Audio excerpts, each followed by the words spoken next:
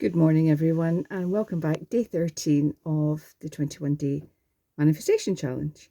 So I will apologise in advance because there was a fantastic storm here last night and it appears we have lost internet. So I don't know when this video will be uploaded, but I will try on data, see how it goes. Anyway, I'm quite accepting of things like this after years in Turkey up on a mountainside, so this is nothing.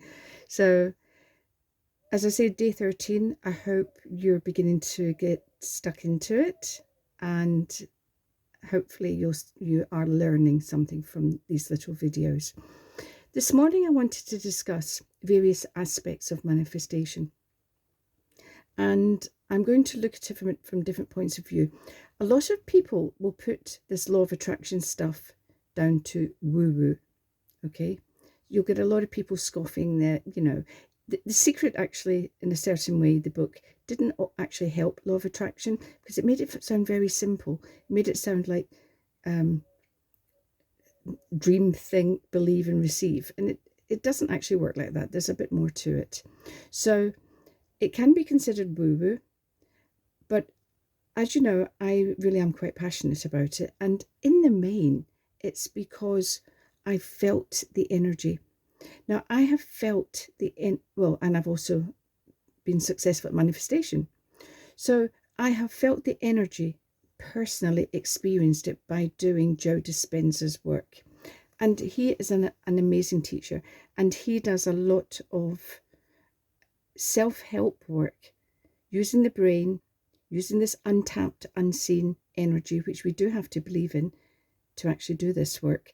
And I have experienced results, and so have many thousands of other people, especially in healing. But there is a great big section of manifestation. So please look up Joe Dispenza.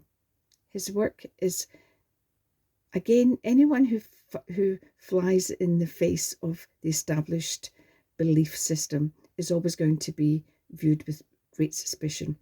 So, but listen to him and see what you think if you listen to Manifestation with Joe Dispenza. On the other hand, I'm a great follower of Mel Robbins. She's a life coach, entrepreneur. I'm not sure if she's got a psychology background actually, but she really does speak my language. And she says that manifestation works not as magic, but as retraining our brains. Now, that part with my CBT training, I really do believe in, because even beginning the manifestation process, that helps us enormously as individuals, because we start to become really aware of our thoughts, and our thoughts influence our emotions, and our emotions influence our behavior. So if we start to pay real close attention to our thoughts, and then we're doing the visualization, we're beginning to plan out ways of helping me reach that goal all by myself. So it really is a fantastic technique to train the memory and retrain the brain. So Mel Robbins is hugely scientific too. She does a lot of research and backs it up. So that's another point of view. Now, I also believe, although I'm not religious, and I think I've got to restate that, because I was quite dismissive of Neville Goddard the other day because of every time he mentions God. But if I take out the fact that God to us represents organized religion in many countries, and actually just take it as he means it, because he means that God is source, energy, untapped, which each and every one of us possess. So that we cannot measure, we have to have belief for. But yes, I do believe in that.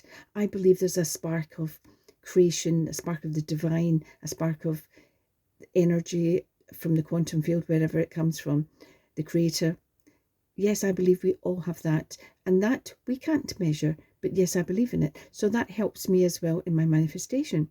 So I look at it from many different angles, and I still practice it, and I'm still getting results, and it's still helping me in an everyday level. I'm very aware of my thoughts Or if something pops out of my mouth like the other day, I think, wow, you know, look at where your thoughts are going and how it must be influencing your vibration. And honestly, I think I'd slipped far further than I realised, because I had a couple of sort of not mishaps over the weekend, but they weren't very pleasant things. And I do feel that I attracted it in because my thinking had sunk and I hadn't picked up on it. So it does happen to all of us. So just be aware of the power of our thoughts. So as you can see, there are many components to manifestation. There can be a magic part to it because we can't see it, identify it, quantify it.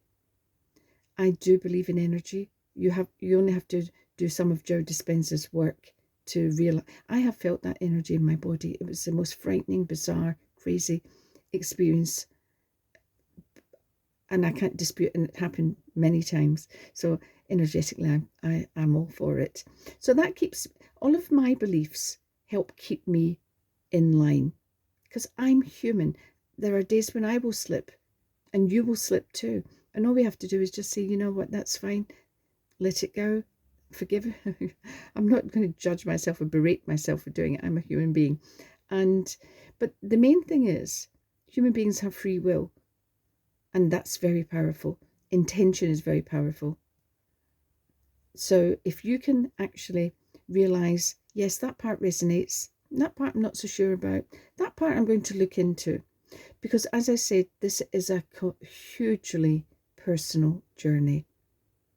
Now, if I can get this video on today, I will put links to Mel Robbins, maybe Joe Dispenza. So please try and look them up and see for yourselves. Learn for yourself and learn about not law of attraction, learn about manifestation. I mean, I'm not knocking law of attraction because it's one of the universal laws, and that we will discuss at length as well, because there are so many of them. I've only said 3 hugely important ones to manifestation, but there are many more which come into play. So I hope that gives you some food for thought, and that's for today. Bye for now.